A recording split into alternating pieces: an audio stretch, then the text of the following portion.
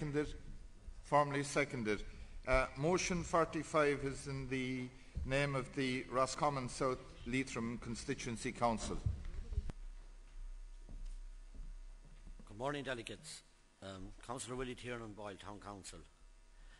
A viable, sustainable public transport infrastructure is the cornerstone of any development strategy.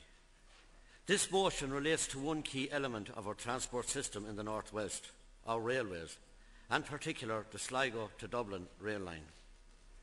I want to acknowledge the recent improvements on this line, but it's fair to say a little done and a hell of a lot more to do. We are calling on Éireann Rud Éireann to lay out a clear long-term strategy for development of this rail link, to provide sustainable services to cater for the needs of people in the region, not simply to provide business as usual to suit the company's management.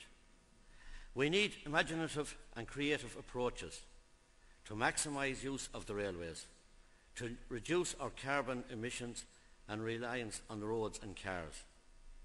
Pricing policies to encourage rail travel, for example, family ticketing at reasonable prices.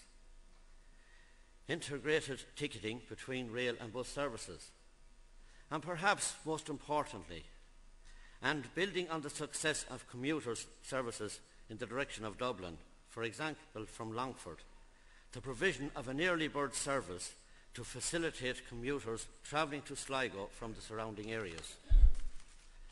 This would alleviate early morning traffic congestion into Sligo town. It would facilitate students from the Carrick and Shannon and the Boyle areas attending college in Sligo.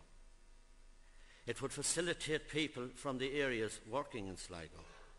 And finally, it would facilitate people who would have early morning hospital appointments in Sligo General and Garden Hill Private. Delegates, for a 21st century rail infrastructure, I move motion 45. Thank you.